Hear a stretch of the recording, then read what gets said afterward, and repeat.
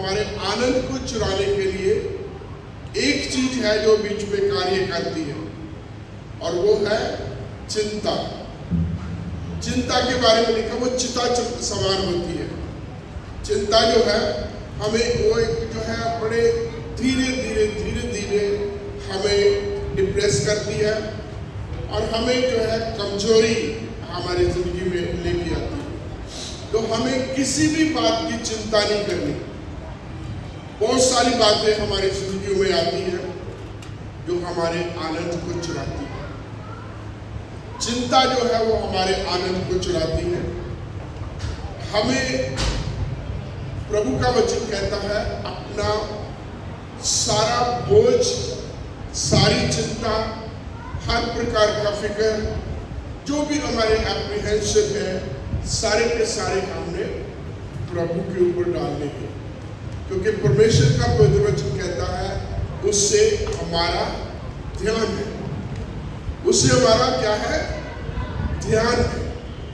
प्रभु का वचन कहता है ये चिंता मत करना क्या खाएंगे, क्या पिएंगे, क्या पहनेंगे या कहाँ रहेंगे, क्योंकि तुम्हारा पिता जो स्वर्ग में है वो जानता है कि तुम्हें इन तमाम चीजों की जरूरत है। तो जब प्रभु हमारी चिंताओं को जानता है, प्रभु को हमारे बारे में सब चीजों का पता है कि हमें इन तमाम चीजों की जरूरत है, तो हमें चिंता में रहकर अपने आनंद को खराब नहीं करना। हमने बल्कि क्या, प्रभु में हमेशा आनंदित रहना।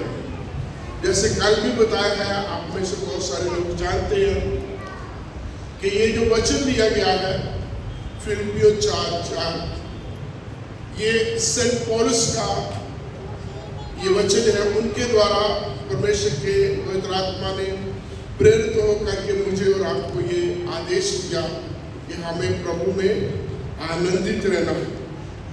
और जब उसने वो लिखे थे ये वचन, जब परमेश्वर ने उसको दिए थे, वो खुद जेल में था, एक सख्त जगह था, अकेला था और पीड़ा में था।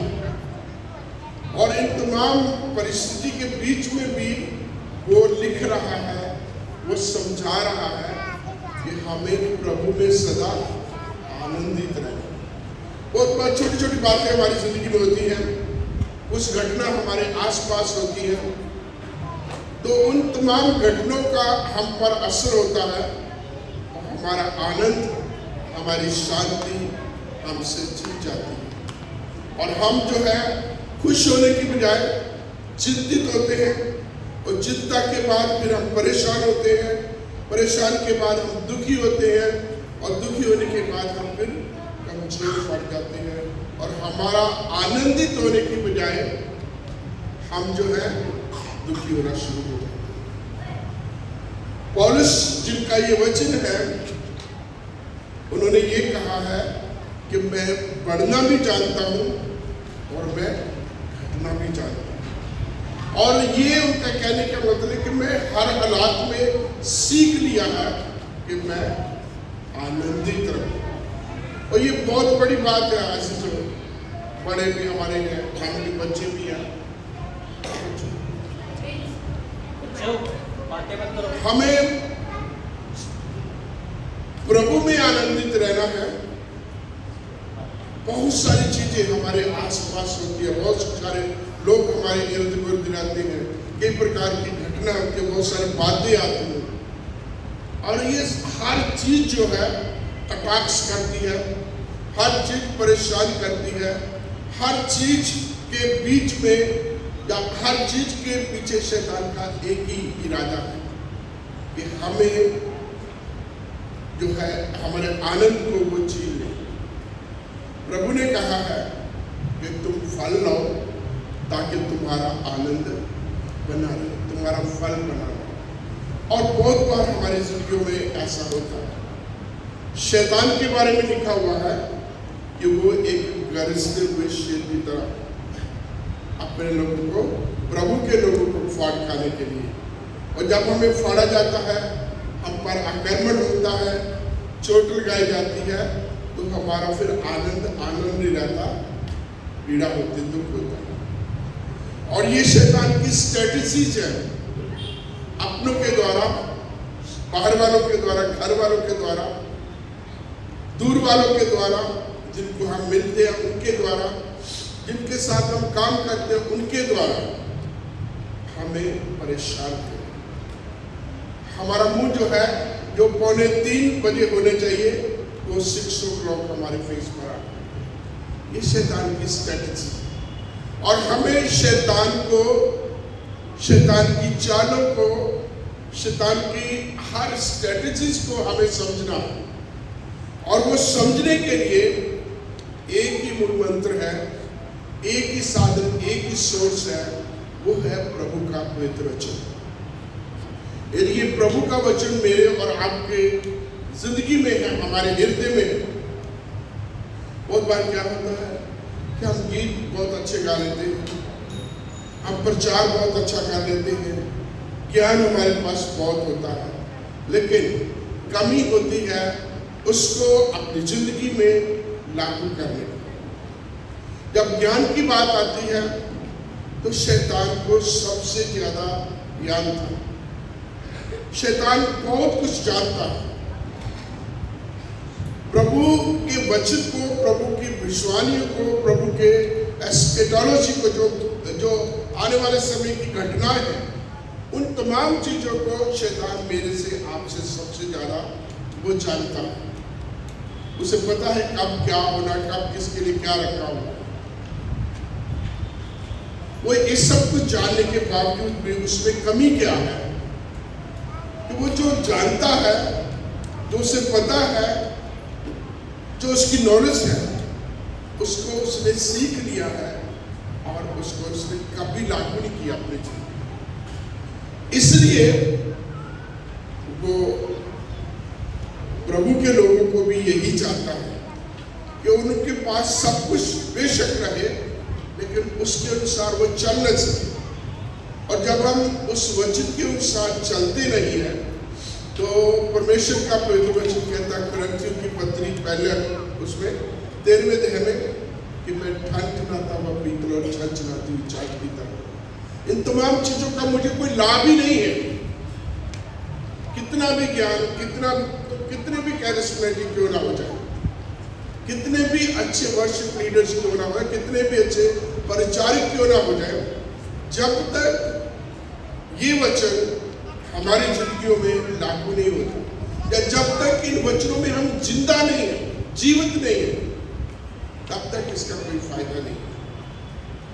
और इसका फायदा पाने के लिए हमें प्रभु के वचन को थामे रखना है, प्रभु के वचन में बने रहना है। भजनों में है, चाहे कुछ भी हो जाए, चाहे तूफान भी आ जाए, चाहे दुनिया पलट जाए, हमें प्रभु से अलग नहीं होना, हमें प्रभु में बने रहना।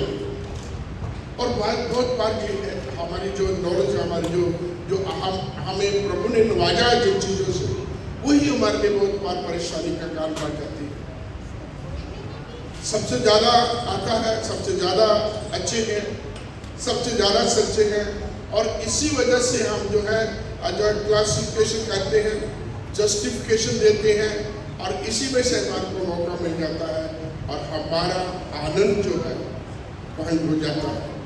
और हम कंपेयर करते हैं, तुलना करते हैं दूसरों के साथ अपने आप को, और हम अपनी शांति, अपनी आशीष को हम खो देते हैं। परमेश्वर के पवित्र वचन में लिखा है, 2 व्यक्ति परमेश्वर के घर में जाते हैं। जैसे इस समय आप भी आए हैं, वो भी उन 2 में से एक वो व्यक्ति था जो सो कॉल्ड राइचियस पर्सन था, धर्मी था, और दूसरा वो जो चुंगी लेने वाला था, जिनको हम बिब्लिकली उस जमाने में पापी समझा जाता था। और दोनों परमेश्वर के घर में जाते हैं और दोनों ही प्रार्थना करते हैं। और जो धर्मी है वो प्रार्थना करता, प्रभु तू जानता है मैं जो है कोई शास्त्र पढ़ता हूँ, तू जानता है मैं उपवास रखता हूँ, तू जानता है मैं दशमांश देता हूँ, तू जानता मैं सारी व्यवस्था के अनुसार चलता हूँ, परंतु मैं उस चुंगी लेने वाले की तरह अंधेर करने वाला नहीं। घमंड आ गया, साथ में जो खड़ा है उसके साथ तुलना कर रहा है, मैं उसके जैसा नहीं हूँ, वो वचन नहीं पढ़ता, वो उपवास नहीं रखता, वो दशमांश नहीं देता, उससे मैं बेटर हूँ। अब क्या हुआ, उसकी जब बारी आई तो वचन में लिखा उसने एक ही बात कही, ऊपर स्वर्ग की तरफ भी देखना उसने ना चाहा, परंतु अपनी छाती पीट पीट करके उसने कहा, हे परमेश्वर मुझ पापी पर दया कर। और प्रभु का वचन कहता वो धर्मी नहीं बल्कि वो चुंगी लेने वाला जिसको बुरा समझा जाता था, वो उद्धार प्राप्त करके खुशी और आनंद के साथ अपने घर में। तो मेरे प्रियो, खुशी चाहिए, आनंद चाहिए, हमारी प्रार्थना का उत्तर हमें प्रभु से आशीष चाहिए, तो उसका एक ही है कि प्रभु के वचन को हमें अपने हृदय में रखना। आपने पता नहीं, बड़े लोग हैं जो गांव देहात में रहे हैं, कभी आपने देखा है, इवन दिल्ली की सड़कों पर भी आपने कभी देखा होगा, गाय बैठी होती है रोड में और वो अपना मुंह चला रही होती है। उसका मतलब क्या है कि जो उसने खाया है, चारा खाया है, वो उसको अब दोबारा उसका सिस्टम ऐसा है, बाहर निकाल कर उसको पीस पीस के हजम कर रही है। ऐसे निकालना नहीं है, उसको पीस के उसका असर, उसकी ताकत पाने के लिए वो जुगाली करती है। परमेश्वर का वचन पढ़ने के द्वारा, सुनने के द्वारा, किसी भी माध्यम से जब मेरे और आपके पास आता है, हमें एक कान से सुन के निकालना नहीं है, हमें उस वचन को मनन करना है, उस वचन की जुगाली करनी है, उस वचन में बने रहना है, तभी ये वचन है। नहीं तो ये आम किताब की तरह लिखे हुए शब्द हैं।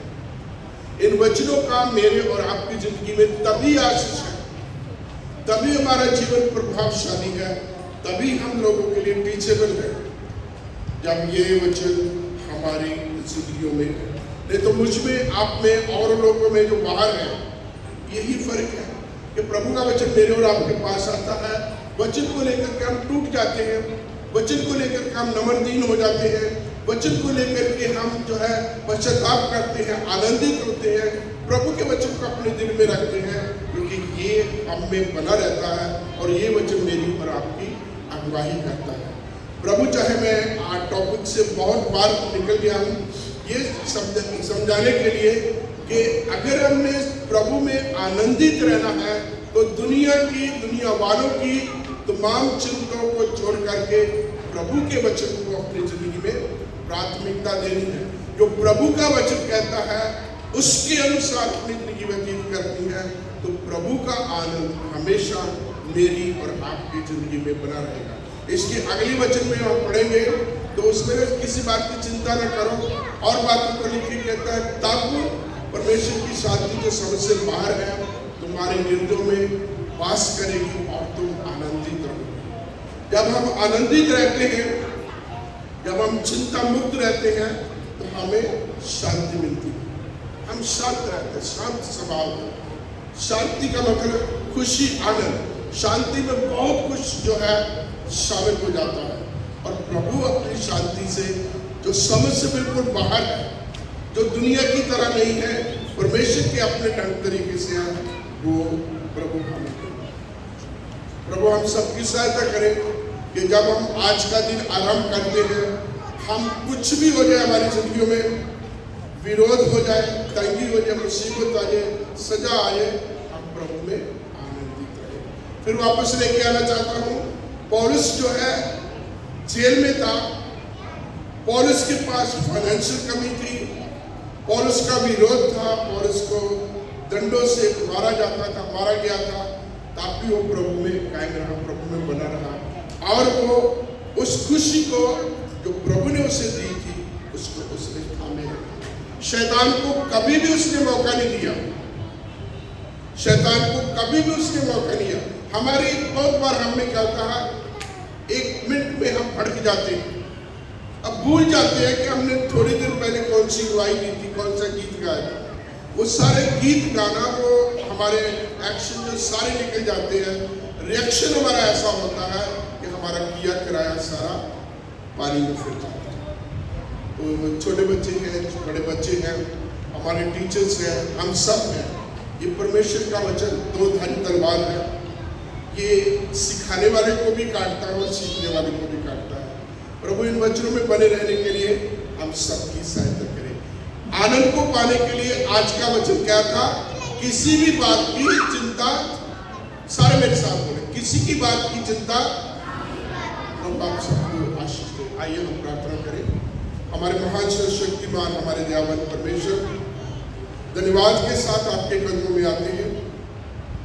हमारे Sunday school team, BBS committee, हमारे टीचर्स, उनके हेल्पर, हमारे तमाम लोग जो पिता परमेश्वर पीछे से काम को संभाले हुए हैं, अलग अलग जिम्मेवारियां हैं, जो प्रभु जी हेल्पर हैं, सर्व करने वाले हैं, इंतजाम करने वाले हैं, उन सब पर आपकी बहुतायत की बरकत और आशीष है। खास करके हमारे बच्चों पर तेरा अनुग्रह हो, इस गर्मी में हर एक की रक्षा। प्रभु यीशु के नाम से।